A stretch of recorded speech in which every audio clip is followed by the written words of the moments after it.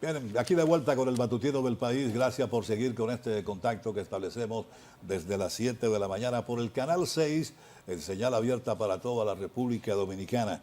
Vamos a recibir ahora, queridos compañeros, al doctor Freddy Mateo Calderón, un eminente abogado de la República Dominicana, catedrático y además de ello escritor también. Tiene varias obras a propósito de la medida de coerción que justamente hoy habrá de conocerse en contra de los jóvenes que intervinieron en el asalto al Banco Popular. Sí. Creo que usted tiene una obra de las medidas de coerción, ¿verdad? Sí, yo tengo, son 5 obras, la última es precisamente la medida de coerción desde la práctica, lo que yo hacía desde el caso Figueroa Agosto, cuando fui abogado de Dolphy Peláez, con el propio Omega, que lo defendí en varios de los casos, y una elevada cantidad de casos que tuvimos la oportunidad antes de este momento que ahora nosotros estamos desintoxicándonos de ese proceso. ¿Y cuál es su entonces, qué luz nos puede usted arrojar en esta materia, doctor? ¿Cuál específicamente?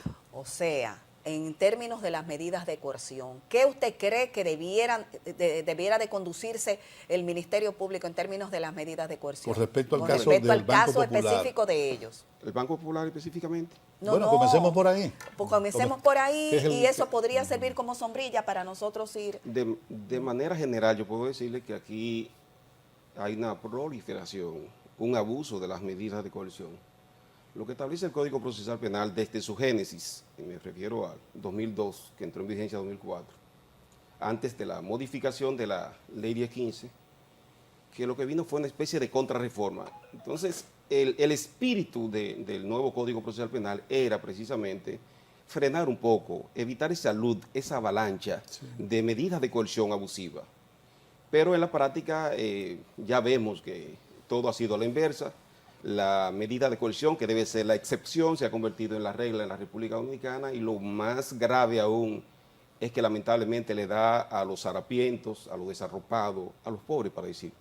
Porque históricamente, cuando se somete, por ejemplo, a un funcionario, los mismos bienes, en lugar de ser un elemento contraer, un indicio de esa opulencia que presenta, lo que se convierte en un arraigo frente a los jueces que han malinterpretado. Es decir, quienes tienen arraigo económico, como erróneamente lo ven los jueces, lamentablemente son los narcotraficantes, son los políticos corruptos y el pobre, reitero, que llega harapiento ante el juez, que llega descalzo. Yo siempre sostengo que inclusive la justicia es como la energía eléctrica. Si usted se le acerca descalza, lógicamente que le da más duro que si va con zapatos. Así pasa realmente con el sistema de justicia.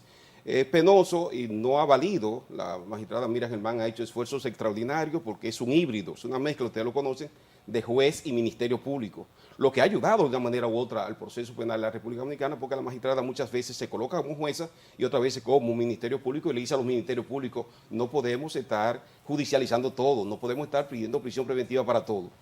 Pero lamentablemente, reitero, hay una involución, una especie de contrarreforma. En la práctica hay muchos jueces con mucho miedo y entienden que la única medida de coerción de 7 que se contempla el Código Procesal Penal es la única, la más gravosa, la prisión preventiva. Doctor. Sí, está bien. Está bien. Lo que pasa es que él hizo una acotación interesante. Dice, hay muchos magistrados con mucho miedo. ¿A qué puede temer un magistrado? Porque además, por un lado, ¿no? ¿A qué puede temer un magistrado? ¿A qué puede tenerle miedo un magistrado? ¿Y por qué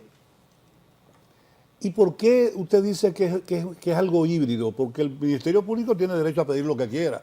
Ahora, al final, la decisión debe ser evacuada por el juez, que es el tercero imparcial. Esa no es la percepción general. Yo me refiero a que en el caso de la magistrada Miriam Germán tiene una particularidad que solamente otro Procurador General de la República lo tuvo. Usted conoce muy bien a Mariano Germán, que fue Procurador General de la República y al mismo tiempo presidente de nuestro más alto Tribunal de Justicia. En el caso de la magistrada Miriam, a mí me parece que todavía huele un poco a juez, y eso hace que la línea que siga el Ministerio Público en los últimos años pues ha sido un poco más flexible. Antes era más duro, más rígido en cuanto a pedir la prisión preventiva, pero la voz de la magistrada Miriam Germán se eleva diariamente diciendo respeto al debido proceso, no judicialicemos todo, cuidado con la prisión preventiva, apostemos por el descongestionamiento de las cárceles. Es lo que yo digo, que ella ha contribuido, y cuando digo híbrido me refiero a que históricamente se pensaba que quien iba a ser el Procurador General de la República debía ser un miembro que haya venido del Ministerio Público, no del sistema de justicia. De hecho, en otros países, que usted conoce muchísimo por lo estado que ustedes, se da el caso que si usted va a ser procurador general o fiscal general de ese país, tiene que haber venido con una línea del Ministerio Público. En nuestro país es el único lugar donde tú cambias la toga de juez y te pones la de fiscal, y viceversa. Pero no es lo contrario, doctor, porque hemos visto, por ejemplo, denuncias de propios abogados, colegas suyos, que defienden casos sonoros, que han dicho que hay una presión desde el Ministerio Público a los jueces, y que de hecho también hay una presión mediática también ante los jueces. Esa es otra cosa, la presión mediática. La presión mediática, pero no presión del Ministerio Público. Doña Miriam Germán, yo diría que es la procuradora que menos le conviene a los procuradores fiscales, que es lo que persigue la prisión preventiva. Y lo hemos visto llamando a la atención, inclusive cuando un miembro del Ministerio Público ha querido criticar injustamente al sistema de justicia, porque reitero, los magistrados todavía sigue siendo jueces. Ahora, la parte mediática sí, indudable que esto influye drásticamente sobre los jueces. Cuando yo debo decirle que en ningún poder judicial, en ninguna época la Suprema Corte de Justicia, se le había dado tanto apoyo a los jueces y tanta independencia. Por eso. A Luis Henry Molina hay que agradecerle, por ejemplo, que yo que litigaba muchísimo en defensa de jueces ante el Consejo del Poder Judicial, me doy cuenta, por ejemplo, que Luis Henry ha dicho, no se puede enjuiciar a un juez por un asunto judicial. Me explico. Si el juez falló su sentencia, la vía es el recurso. Exacto. Ni el mediatismo, ni la querella disciplinaria.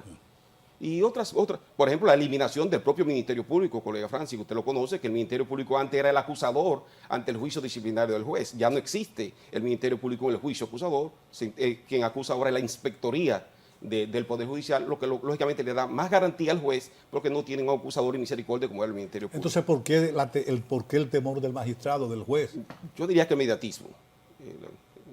Ahora mismo un juez produce una decisión y no solamente un medio como ustedes, los tradicionales, sino que cualquier ciudadano, hasta por una red social, difama a ese juez. Un juez que tiene familia, un juez que muchas veces, la mayoría de veces para compensar su sueldo, es un educador en universidades, y cuando se encuentra, y lo digo, cuando llega al aula o a su casa, lo que se encuentra es que un don Juan de los Palotes se lo ha comido. Doctor, diferentes letrados también han intervenido aquí en el Matutino del País y han estado en esa misma línea, que los jueces tienen miedo, que temen, que el mediático, pero lo que es una realidad es que aún siendo mediáticos, o sea, no hay una coherencia en lo que tiene que ver con las medidas de coerción. ¿A qué me refiero? Bueno, a que usted ve casos que también son sonoros y ellos vienen y le ponen una garantía, unas medidas de coerción de una garantía de una fianza, totalmente burda, ínfima, y una presentación periódica. Entonces, en ese sentido, ¿cuál es la tipificación del delito que ustedes entienden idónea para establecer medidas de coerción, donde medidas preventivas? Sé que van a decir que tenga arraigo, que no sé qué, no sé cuánto, que no haya peligro de que se vaya, no. Queremos saber también porque a nivel de sociedad, de mal, de cómo tú has lastimado no solamente a una persona, sino a la sociedad. Sí, mire, no podemos de ninguna manera aislarnos y proscribirnos de lo que son los presupuestos que establece el Código Procesal Penal. La gravedad de los hechos imponibles, lógicamente, que tiene que contar. El daño a la sociedad y a las víctimas de manera directa tiene que contar. Tiene que contar la probabilidad de obstrucción de la investigación, la probabilidad de destrucción de medios de prueba, la probabilidad de poner en peligro a las víctimas y revictimizarlas. Lo que yo sí entiendo es que debe verse todo de óptica diferente. Y estoy de acuerdo con lo que dice un gran letrado mexicano, Carbonell Sánchez. Él dice, lo que pasa es que aquí queremos resolver con la justicia penal los problemas que no se han resuelto con la justicia social. Hay muchos problemas sociales que son de falta de oportunidades de esos sectores que yo digo menos poderosos, y lamentablemente se resuelve como que judicializándolo y sometiéndolo. Y en el caso de los imputados en el asalto al banco, mire, ¿cómo usted cree que debiera de ser las medidas de coerción? Mire, yo voy a decir ni siquiera como yo desearía, porque como abogado... No, como desearía, no. ¿Cómo usted te evalúa profesionalmente que debiera? Exacto. Analizando la calificación jurídica que a mí me luce que lleva ese hecho, que son las siguientes. Violación a los artículos 265 y 266 del Código Penal. Esto es concierto criminal, empresa criminal. La pena que trae es hasta 20 años. Encima de eso tenemos el robo, y no un robo cualquiera, sino un robo calificado o cualificado. Robo con violencia, artículo 379 y 382 del Código Penal. Este artículo es tan drástico que dice que si la violencia ha dejado laceraciones, la pena el juez se cierra a 20 años.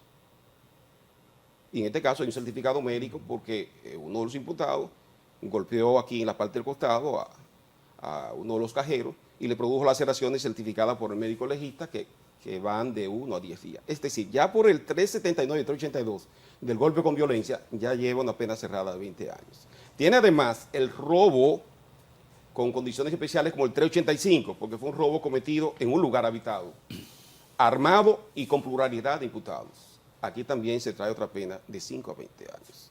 Tiene una violación al 386 del Código Penal, específicamente el original segundo, que dice que el robo por el hecho de ser armado también lleva 10. Y en adición, lo más grave de todo, y que puso señores. en peligro a la sociedad, no hay ningún artículo. Puso en peligro a... Sí, ahí voy. Y lo más grave de todo, señores, es que la ley 631 del año 2016 vino y estableció que el robo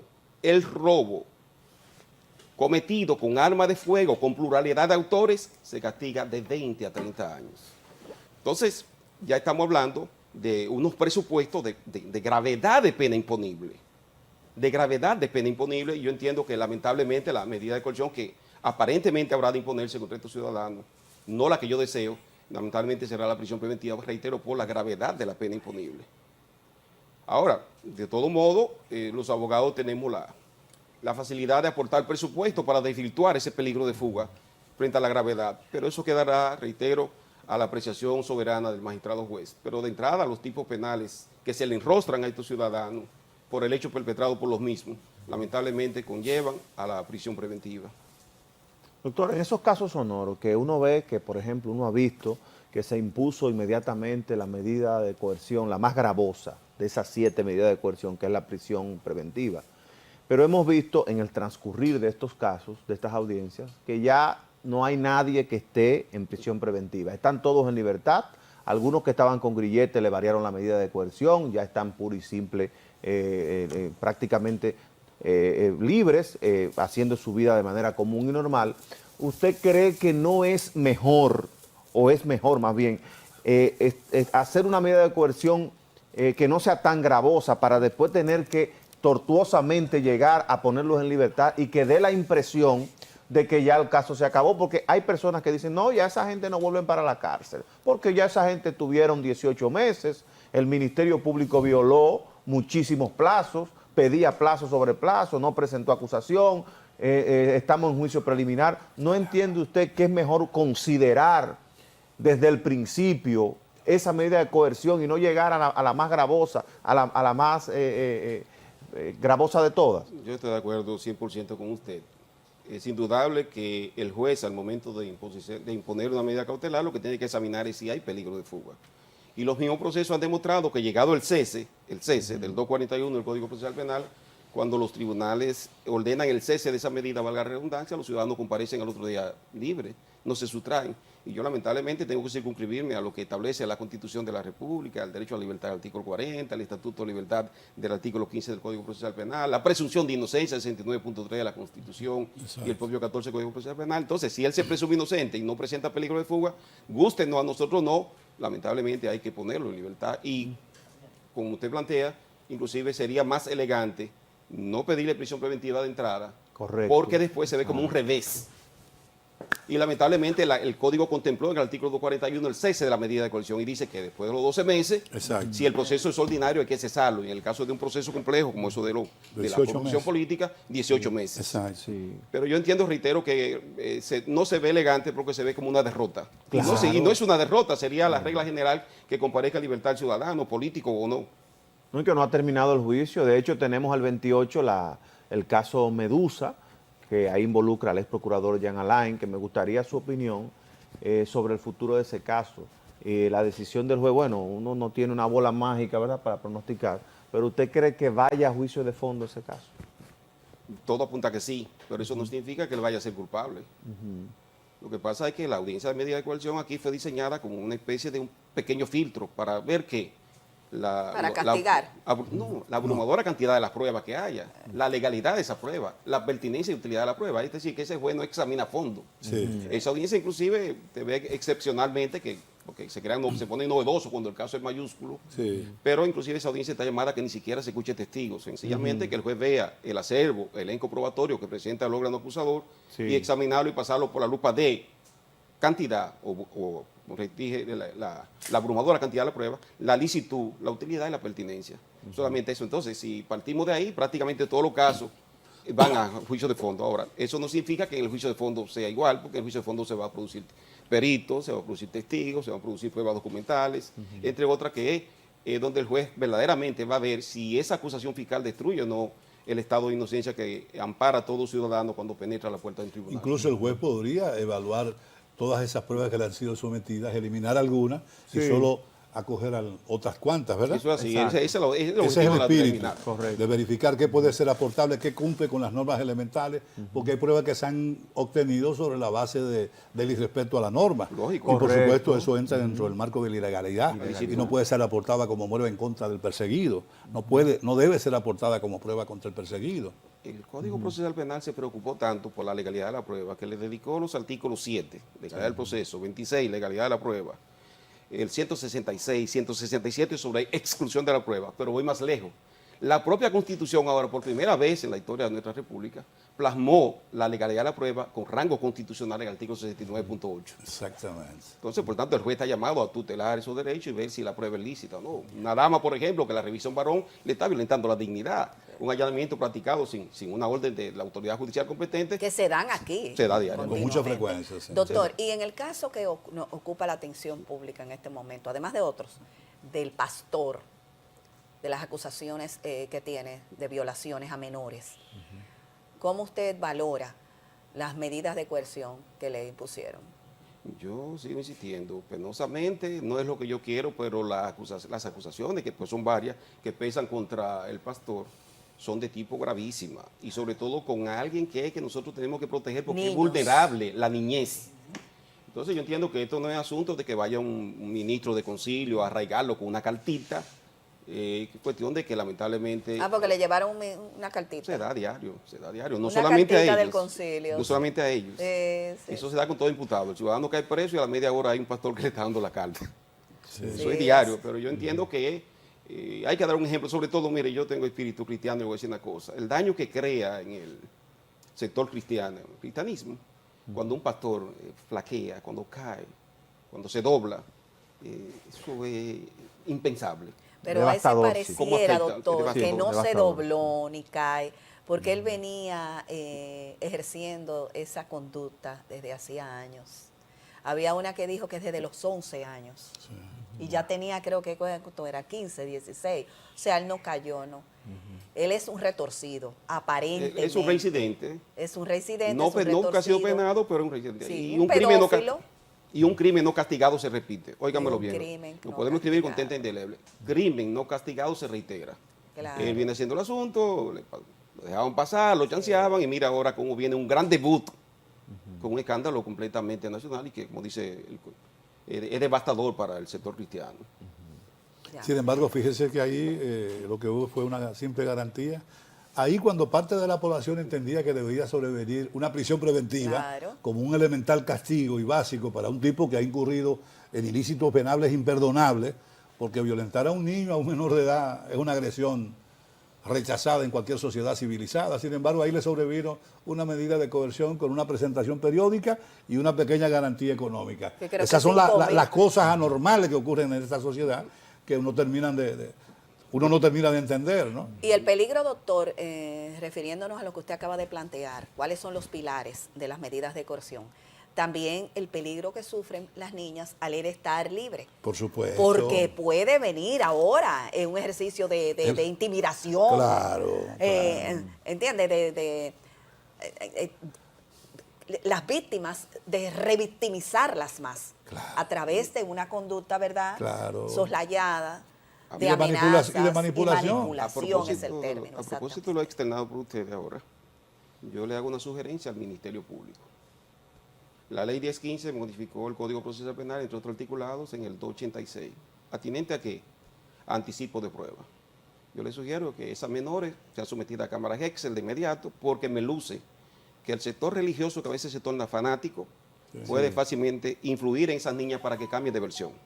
Usted ve esa medida de coerción que se le impuso, que no fue la prisión preventiva. Yo no dudo, no tengo el acta de audiencia, no tengo la medida de coerción, pero yo no dudo que esas niñas que eran parte de esa Cambien, imputación sí. se hayan retractado. Sí, sí. Por eso es bueno que el Ministerio Público la someta a Cámara Hexel Ajá. y guarde ese testimonio, porque mañana si la niña se retrata, se va del país, lo que entienda, o por dignidad la familia no desea exponerla, pues ya esa declaración se escucha como si fuese el juicio normal. Eso se llama anticipo de prueba. Se produce cuando hay banda organizada, cuando hay personas vulnerables, como en este caso de una niña, las propias mujeres, que ustedes ven que están matando mujeres a diario, pero yo lo voy a decir, mi esposa duró varios años como procuradora fiscal en el quinto juzgado de la instrucción, que es donde se tratan los casos de violencia intrafamiliar, porque se puso un juzgado especializado. Y le voy a decir la verdad, las mujeres que ponían la denuncia hoy, mañana la insultaban a mi esposa diciéndole maldita, porque está preso su marido por ella. Para eso entonces se le hace la Cámara Hexel, se guarda el testimonio y ya no puede cambiar. Y ustedes ven los casos de violencia intrafamiliar, estamos buscando, pero cada día hay que crear más herramientas. Es que el hombre solamente está como los casos de políticas, solamente paga con la medida de coerción primigenia, porque en el juicio se están cayendo todos, porque las mujeres van a decir que no ocurrió el hecho. Sí, a que le suelten el marido. Doctor, no Pero, se puede doctor, también- generalizar porque conozco, he sabido de casos que a veces hacen eso, también intimidada y amenazada. Eso es correcto. Por Sí, la familia, sí. por la familia regularmente, no de ella, sino la familia de él. Y tú me tienes mi hijo preso, y Sí, mira, sí, y la sí, combinan y la sacan de un estado, la llenan de un estado de tensión y de desasosiego, incertidumbre, que llega el momento en que tienen que hacerlo. Hay un reglamento sobre protección de testigos, y no solamente en violencia intrafamiliar, hay que proteger a los testigos como sea. No sé si ustedes vieron en la prensa la semana próxima pasada de dos mujeres que agredieron con un puñal a otra dama que era dama, testigo de un homicidio, de un asesinato. Sí, Y sí. estas dos mujeres que pertenecen a esa misma banda de sicarios y de asesinos aprovecharon a la única testigo que tiene el proceso y cuando venía saliendo por la parte de atrás del Palacio de Justicia la apuñalearon. Que inclusive ayer se le estaba conociendo la medida de coerción y se suspendió. Sí. Es decir que no solamente violencia intrafamiliar, la intimidación aquí se da. Se da, y entonces el Estado tiene que hacer lo que hace Estados Unidos, que si hay que protegerte cambiándote el nombre, de todas las maneras lo hace. Ahora, nuestro sistema no aguanta eso. No Lamentable. tiene presupuesto, no tiene una infraestructura, de recursos humanos, físicos, un presupuesto destinado para eso. Tenemos que admitirlo, que eso nosotros ahí... Y todavía se le sigue entregando, doctor, no tengo conocimiento de eso, las órdenes de alejamiento, la misma, se les... No, Sí, se a la se misma prohibió. querellante. A eso A iba, la- a la sí, querellante. para que se le entregue Yo quiero al saber, agresor. para saber. Se prohibió la entrega de, inclusive hasta Sí, hacer que una tú cita con el de- mismo, yo soy la que Sí, puse tú la... vas tú mismo donde el agresor. Mira, Se prohibió. para que tú no me sigas agrediendo. Ese contacto directo se trató de barbaridad. evitar. La Procuraduría General de la República produjo lo que le llaman una resolución sobre buenas prácticas en materia de violencia intrafamiliar. La Suprema Corte de Justicia hizo lo propio. Esto a propósito, no sé si ustedes recuerdan, de una muerte que ocurrió de una joven abogada en San Pedro de Macorís. Correcto. El dueño de una mueblería la mató y eso Ay, provocó, sí, ay, sí. un caso ay, muy sí, famoso. ay, eso provocó inclusive que la fiscal del caso durara 3 años en Najayo Sí, claro. y que los jueces te hubieran sometido. Entonces, esas Es dos... que hay- se demostró, doctor, que la fiscal tenía relaciones, vínculos con la familia y las cosas, sí, porque esa es otra. Entonces ya no es así, doctor. No, ya está prohibido. Y es indudable que todos los días la política del Ministerio Público se fortalece en la lucha contra ¿A la través de qué violencia intrafamiliar. mecanismo está haciendo saber el Ministerio Público que hay una denuncia de abuso o maltrato físico en contra de alguien? ¿Y contra quién? O sea, ¿qué hace el Ministerio Público para hacer partícipe al agresor de que hay una denuncia en contra de él? Yo le voy a decir mi verdad, colega. Sí. Y usted lo sabe que usted fue Ministerio Público. Mire, ahora mismo al que le presentan una denuncia de violencia intrafamiliar es peor que la DNCD le caiga atrás. Sí, sí. Lo van a Es peor buscar que un amarrado. homicidio. Entonces, ¿qué están haciendo? Inmediatamente llega la denuncia, Ajá. sobre todo aquí en la Lincoln, donde está el Distrito Nacional, que son eficientes en demasía, o llega a la Puerto Rico, en Sancho Sama de Sí, Santo Domingo, Santo Domingo Este. inmediatamente esa denuncia se produce, hasta de manera ilegal, diría yo. ¿Sabe lo que está haciendo el Ministerio Público?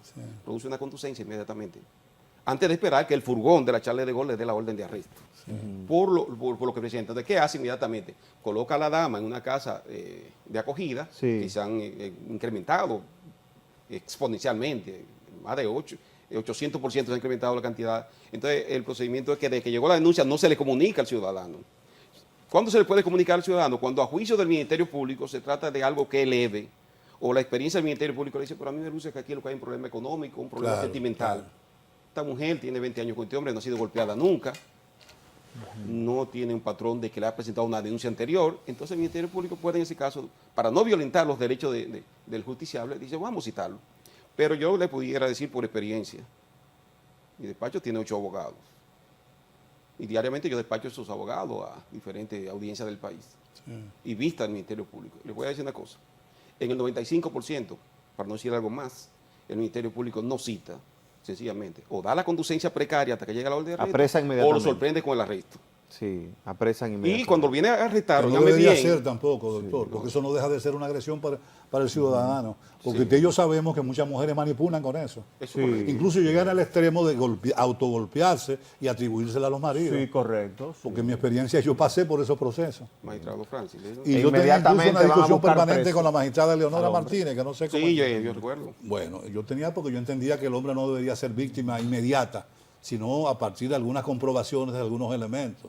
Si había una agresión, por supuesto, contactable, verificable, una agresión física me refiero, o verbal lo suficientemente sólida, yo entendía que sí, que procedía a la detención del Eso, denunciado. Ahora, porque una mujer se presente pura y simplemente y decir que Junior le está amenazando de muerte, por eso tú no puedes proceder en contra de los derechos que tiene Junior como ciudadano. Es un abuso también. Y el Ministerio Público es un representante de Junior. Es un representante de quien acusa, pero también es representante de Junior. Y debe cuidar a Junior como debe cuidar a quien acusa, pienso yo. Y ese era un conflicto que yo tenía permanentemente con Leonora. Yo entendía que no. Yo ponderaba y valoraba qué tan justos eran los reclamos o las peticiones que formulaban las denunciantes. Porque hay muchas mujeres que aprovechan, y con todo el respeto, que aprovechan determinada coyuntura económica y la canalizan vía penal. Y eso obra en perjuicio de ciudadanos que son muchas veces gente normales, de hábitos ordinarios. Mire, Se ve muchas cosas en materia penal. Usted como abogado en ejercicio pleno sabe de eso, ¿verdad? miren, yo le voy a decir algo. Y es penoso lo que voy a decir porque puede verse como que pretendo afectar a mi clase, a mis homólogos. Sí. Pero ahora mismo hay una elevada cantidad de abogados que en lugar de ir a realizar una partición de bienes por ante el Tribunal Civil, están mandando mujeres a presentar querellas temerarias. Sí. Se dio Yo he con un escuchado. empresario que tomó la prensa, ustedes saben cuál fue. Sí, sí, es yo le un iba, asunto ese- civil me que llegó, hay. me llegó a la memoria ahora ¿Cuál mismo fue ese ese caso. No, para no Yo te voy a decir, decir el sí, nombre, ella hizo Mediatour también en Eso programas de fue, televisión. y eso es lo que hay una partición. La gente muy famosa aquí del grupo de esos que tienen Ujú, leche. ujú, esa misma persona. Ah, sí. Sí, exactamente. Pero los abogados que Eso están era una mandando. partición, eso era un asunto civil puramente. Pero mientras tanto le violentaron los derechos a ese señor que yo lo conozco. Pero está detenido, creo. Y todavía está preso. ¿Está preso? No, ya fue- le dieron una fianza, pero el proceso sigue. Ah, ok. Sí, la Corte del Distrito Nacional se apiadó y Le dieron vio la fianza. cosa y le dio una... A mí me dio mucha Pero además se pena tiró eso. varios meses preso. Pero sí, se tiró. A mí me dio Sí, mucha se pena tiró. eso, No, el no puede término, ser. el término de reputación de ambos, La pues, destrucción también, del porque nombre. la de ella también estuvo, tú entiendes, o sea, fue muy penoso verla participando en programas de televisión a ella. Yo tuve la oportunidad de verla y eso no consideré que quizás no debió haberse producido. Pero nada, doctor. Bueno, quizá la desesperación, porque Sí. también hay que ver ambas, Somos ambas intereses, caras Porque de que la no moneda. conocemos Somos tampoco. intereses, ¿verdad, Hay que doctor? ver ambas Eso caras era- de la eso era moneda. Sí, pero a veces uno intencionado. dice así, pero también yo estoy segura de que él también tuvo su cuota de Pues responsabilidad. precisamente, Claro, claro. entonces... Él también. Doctor, a ver, ¿cuál es su consideración respecto a los arreglos, estos arreglos que está haciendo el Ministerio Público con encartados en casos sonoros, encartados que están demostrados que nada, que cometieron las irregularidades, entonces ellos se comprometen, fruto del acuerdo, a devolver cierta cantidad de dinero y andan rampante y sonante, y no, eso no amerita que un juez lo refrende, lo reconozca, lo aprueba, y también lo penalice, porque los casos que yo conozco en las películas y documentales que yo veo son diferentes.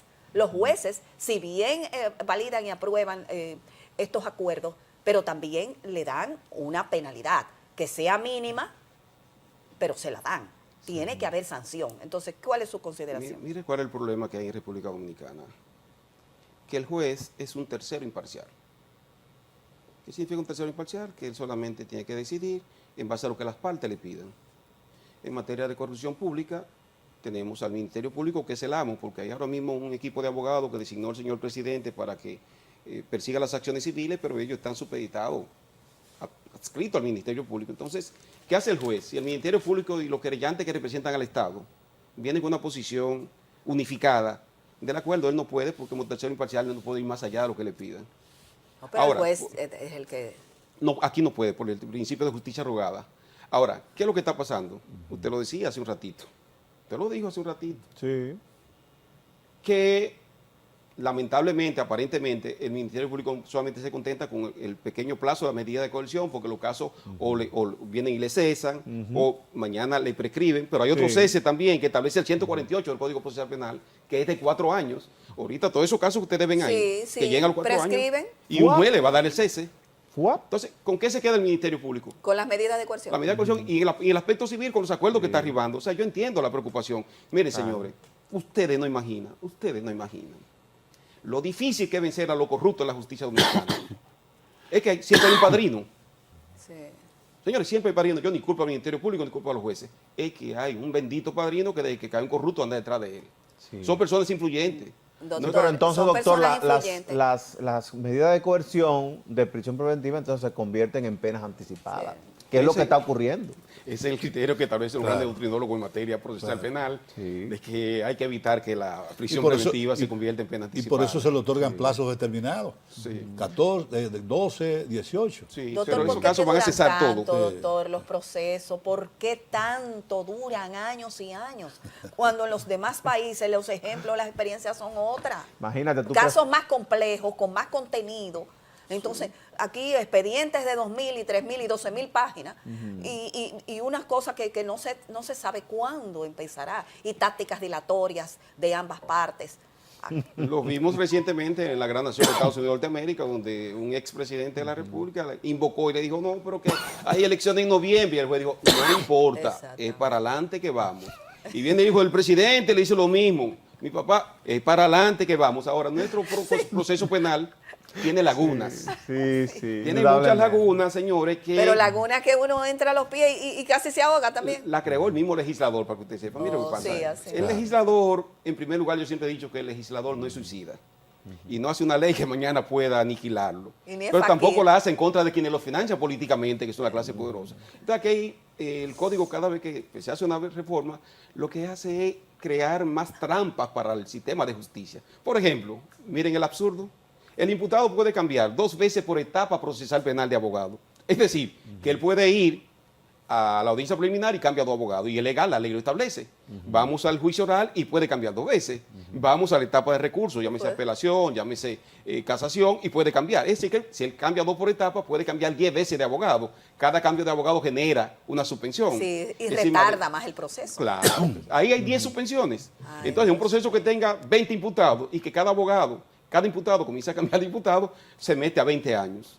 No los 4 años que establece el 148 como cese, sino que se puede meter a 100 años el proceso sin terminar. Pero doctor, entonces en base a esos argumentos, ¿se pudiera decir que los casos entonces no están blindados? Porque el Ministerio Público lo primero que dijo fue, vamos a diseñar estos casos de manera blindada, que no sean casos que se vayan a caer en la justicia. Pero no es lo que aparenta, es lo que pinta que va a suceder. No, pero yo no estoy diciendo que se vaya a caer el proceso. No, son procesos para mí blindados. Yo he visto la mayoría y son blindados. Lo que yo digo es que el Código Procesal Penal ha creado herramientas en pro de los imputados. Por ejemplo, con lo que le reitero, la del 148, darle 4 años a los procesos. Sí. Entonces, 4 años, pensando, quizá el legislador del 2002 pensó fue en un robo simple, del que se robó un espejo allá abajo. No pensó en una banda organizada en el que solamente la parte pericial que tiene que realizarse, por ejemplo, la unidad de análisis financiero, Claro. puede durar 1 año, 2 años. Si no es robo, perjuicio del Estado, que Sí, son difíciles de Entonces, procesar. ese es el problema, es que no se empezó ahora, los casos son sólidos, son blindados. Ok. Y la muestra es que han pasado el filtro de la medida de coerción sin ningún problema. Ahora, luego vienen herramientas legales que benefician precisamente a los imputados y tienen que se beneficiarse. El hecho de que se extinga un proceso por los 4 años no significa que el caso no era blindado. Se lo venció la inercia, lo venció la dificultad de las trabas que tiene el proceso penal para que los casos avancen. Pero en materia de corrupción, Eso es prácticamente en el mundo entero. Doctor, y es cuando hay difícil. peligro de que, ¿verdad?, que llegue el tiempo, me llama poderosamente la atención. ¿Hay mecanismos, hay recursos legales para cambiar y lograr que no prescriba? Lo mismo que está haciendo el Ministerio Público. Cuando el Ministerio Público dice, en el caso Medusa, hay 20 imputados y yo voy a hacer un acuerdo con 18, lógicamente que reduce la posibilidad de que el juicio se dilate. ¿Por qué? Porque ya ese imputado que salió del proceso, sale él, salen sus abogados, salen los 20 testigos, 40 testigos que lo ofertó, se van con él todas sus pruebas documentales que tenía y lógicamente ya ahora vamos a poner de un proceso plural a un proceso prácticamente singular. Es decir, solamente contra Jean Alain. Entonces, no es lo mismo producir un juicio, reitero, con 20 imputados, con 500 testigos, que ahora producir un juicio solamente contra Jean Alain y la prueba que él presenta y la que tiene el Ministerio Público. Entonces, es una manera inteligente también, aparte de recibir los emolumentos de la parte civil, resarcitoria que le está poniendo el Ministerio Público, pues también ayuda a que el proceso sea más simple. Y el mensaje que eso lleva a la sociedad. Nada, no. ¿Qué hacemos? Nada. De no hacerlo Seguimos así, adelante. no es lo que yo aspiro. Yo aspiro a una sociedad donde el crimen sea castigado. Sí. Pero lamentablemente de no hacerlo así, los procesos le colapsan y la sociedad sale más ¿Y qué afectada. Doctor, pero dice, por ejemplo, Laura Costa, que es una de las abogadas que está en un caso sonoro, obviamente abogada de Gonzalo Está con Castillo. Gonzalo Castillo. Sí, y Rivas. que el Ministerio Público ha negociado la entrega de más de 7 mil millones de pesos a esos acusados que han dado declaración premiada y que obviamente los que están en el banquillo de los acusados, que son los que están ahora mismo en el caso, no han sido justamente tratados por el Ministerio Público y que se le está privilegiando a esos imputados que también tienen un delito, porque fueron copartícipes de todos esos Así delitos. es que yo lo veo también. Claro. Mire lo que pasa. Y se están llevando un botín de Pero más de 7 claro, mil por eso es millones que de le pesos. pregunto al doctor, ¿y usted lo ve? ¿Qué consideración es eso? Porque que eso no... No, mire, yo reitero, es que si no se hace así el proceso tampoco avanza. Pero además, recuerden de algo. ¿Qué ha logrado el Ministerio Público con esas personas que han llegado a acuerdo? Es ponerlo precisamente en contra del encartado principal. Sí. ¿Que quiénes ¿Pero a eran? qué costo? ¿Quiénes eran ellos? Eran fieles. Que a propósito de Jean Alain Rodríguez, la experiencia que a mí me deja es una experiencia tremenda. Porque mire, se permite que un desconocido te acuse, pero que una persona que tú le quitaste la chancleta, o que andaba descalzo y tú te pedaste, le diste un flushing, una persona que andaba en bicicleta y motoconcho, y tú le diste un Bentley, y mañana sea tu acusador. Sí. Es grave. Entonces, el Ministerio Público no tiene otra manera de lograr que esa gente se vuelvan contra Jean Alain, sino en esas condiciones. Pero en el caso particular de Jean Alain, doctor, llevan parte del que es un botín. caso muy, muy singular, ¿no? Porque probablemente Jean Alain pudo haber sido el cerebro, pero en el terreno práctico, el operador, el brazo ejecutor, era justamente quien es hoy su acusador. Eso es correcto.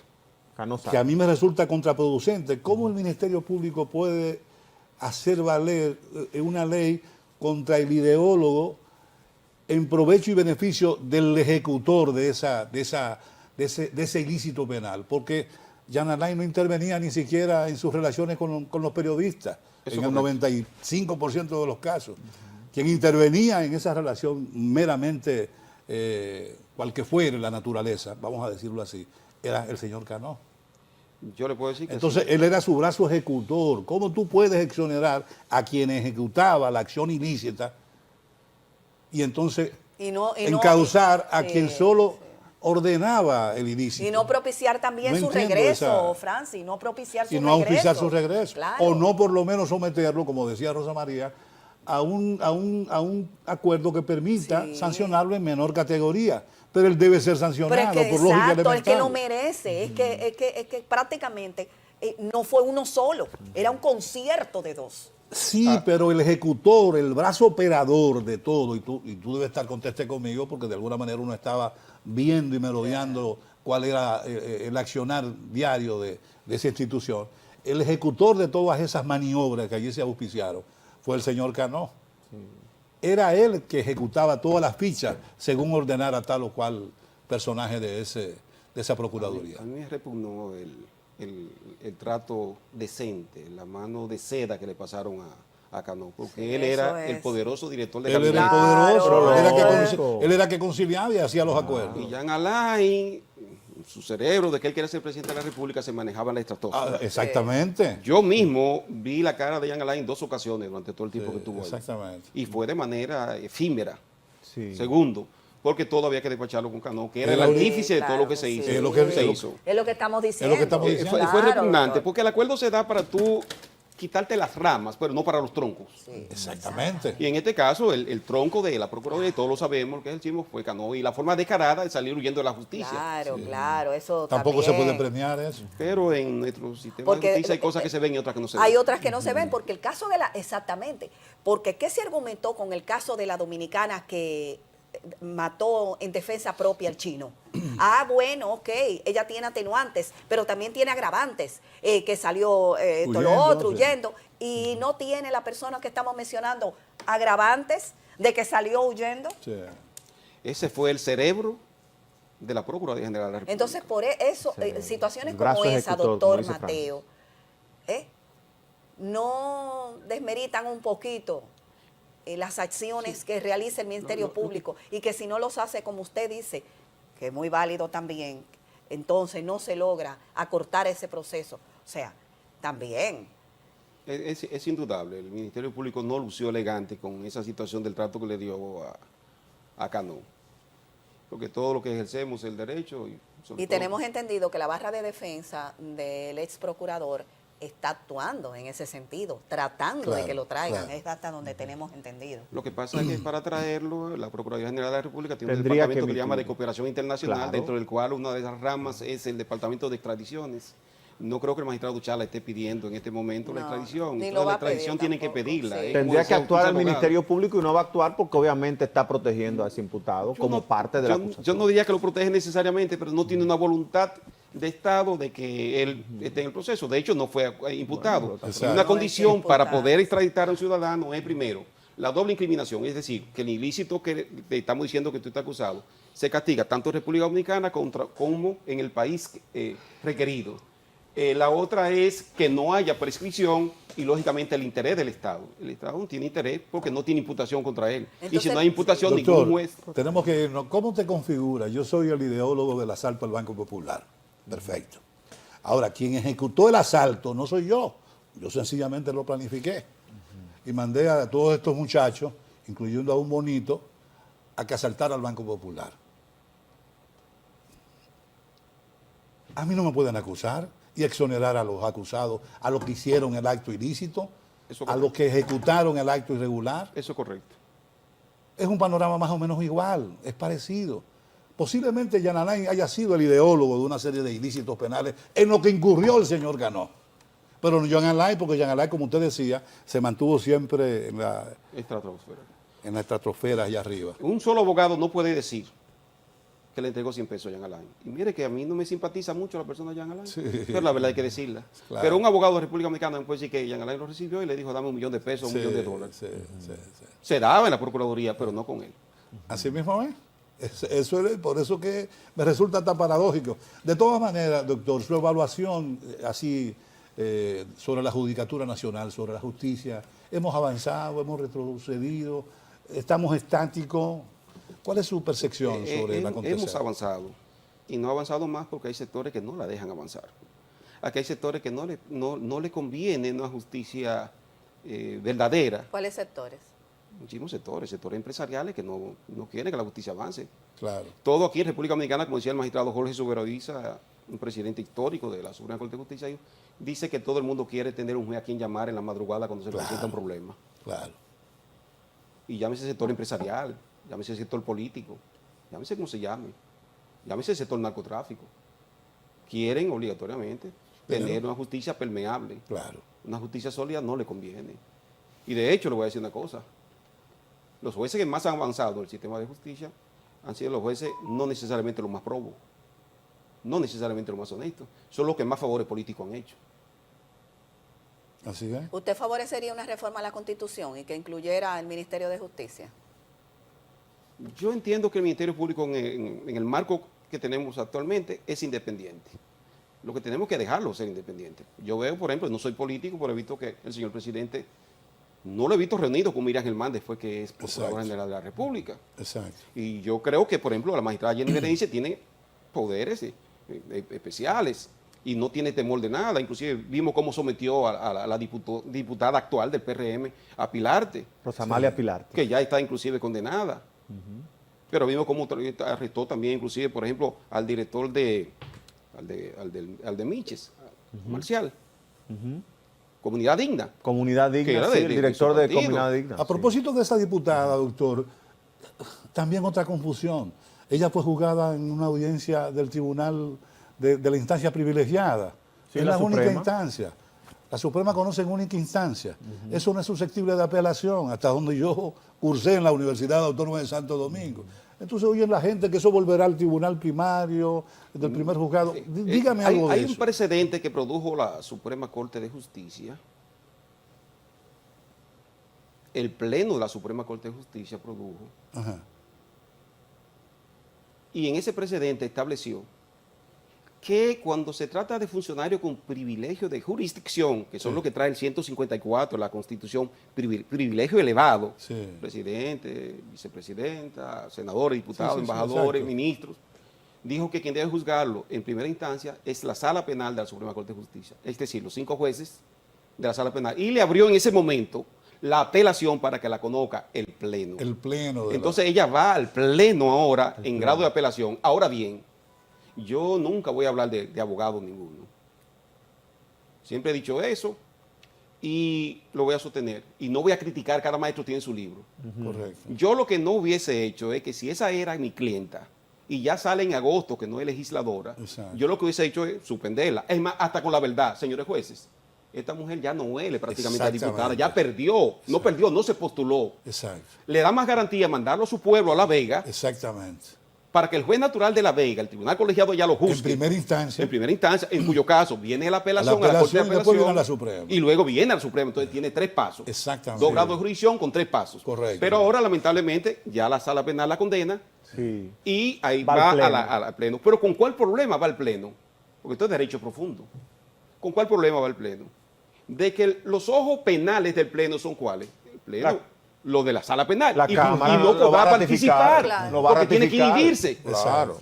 Entonces, los expertos, los peritos penales de la Suprema Corte de Justicia no van a estar en ese Bueno, juicio. además la jurisdicción Claro, privilegiada claro. es una atribución constitucional, ¿o no? No es Pero- jurisdicción privilegiada en fondo, es jurisdicción acelerada.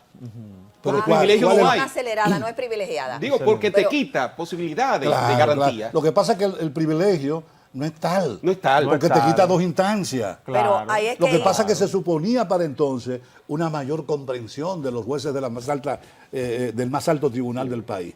Pero eso obraba en perjuicio de Claro, quien del era imputado, juzgado, del porque imputado. solo tenían una jurisdicción. Claro. Claro, ante única instancia. Pero voy única más grave. instancia. ¿Quiénes van a conformar el Pleno ahora en la Suprema Corte de Justicia? Ya están proscritos, están aislados, están inhibidos los de la Sala Penal, los 5 expertos en penales. Ahora hay que buscar 5 jueces de corte Sí. para poder conformar el Pleno de la Suprema Corte de la Justicia. Suprema. Lo que va en desventaja, porque en el principio se estableció que era un juez de Suprema que tenía que juzgarte, y ahora vamos a tener que poner un 66% de jueces de la De Suprema la que no Corte. son penalistas. Exactamente. Me refiero a lo de la tercera sala, Sí. que son los de tierra, Sí, los administrativos, los de la civil, pero los penalistas no van a estar. Exactamente. Que por demás es muy difícil que contradiga la decisión de la Cámara Penal. Además de Doctor, eso, yo sí. escuché un letrado especialista en esa materia que decía que no había necesidad de eso, porque realmente se tiene entendido que si ella la acusa de algo que cometió antes de ser legisladora, no había que someter a nada de privilegio ni de nada, porque eso correspondía a un periodo en que ella no era legisladora. Pero los colegas Y no por te tanto, Es entendible. No lleva la razón los colegas. No, lleva la no, razón. pero lo escuché, o sea, su Sí, Exacto. pero no parecer. lleva la razón, Cargo. no Escuché lleva que la lo razón dijo porque se docenas trata de un de asunto veces. Ajá. constitucional. Sí. Señora, tratarse de un asunto constitucional, ¿qué es lo que persigue la Constitución? Exacto. No es privilegio, es celeridad para que aquel que ocupa una función pública de importancia, Exacto. la duda que recae sobre él se defina Ah, ok. a la mayor brevedad posible. Sí. Luego hay también un privilegio medio, puede ser un procurador de corte, un gobernador provincial, un alcalde, Claro. que tiene un privilegio medio cuyo caso lo juzga en primera instancia la Corte de Apelación y la apelación va a la Sala Penal y entonces la casación va al Pleno. Pero lo que se persigue es eso. Por tanto, no importa cuando ella lo haya cometido. Eso es igual. Es tan así que ella lo comete siendo funcionaria, pero dejó de ser funcionaria. Sí. ¿Qué pasa? Se va a su jurisdicción natural. Porque ese llamado privilegio es para que se decida, reitero, esa bruma, esa niebla, esa oscuridad que hay, se defina a la mayor brevedad posible. Doctor, que es gracias. por el cargo que ostenta de diputada. Claro. Sumamente interesante, doctor, su presencia en la mañana de hoy aquí en el matutino del país, al doctor Freddy Mateo Calderón, un abogado de largo ejercicio profesional a pesar de su juventud y que nos ha ayudado a entender algunos aspectos. Sí, sí, definitivamente. Gracias, gracias. No, edificó Excelente. en ese sentido, ¿verdad? Ojalá que no se Muy que sea, ilustrativo. ojalá que vuelva a repetir en algún Con momento las 12 su visita reformas por estos podemos hacer- predios. con las 12 reformas, porque yo como asesor del Senado de la República la manejo diariamente. Sí, Todo tiene lo que que entra y venirnos eso a puede hablar. tener Sí, manejado. porque el presidente, nosotros comentamos de eso, que él habló de 12 reformas. Digo yo, y Tenemos que entonces traerlo se para hunde hablar el de país porque nada más va a estar, Sí. nada más vamos a estar Vamos a cocinando estar la en reforma, reformas cocinándola. en los 4 años. Sí. Bueno, pues muchas gracias al doctor Freddy Mateo Calderón por acompañarnos en la mañana de hoy. Tenemos contenido que aún queremos compartir con ustedes en esta oferta alternativa que es el matutino del país. Hacemos una pausa comercial y luego volvemos al piso.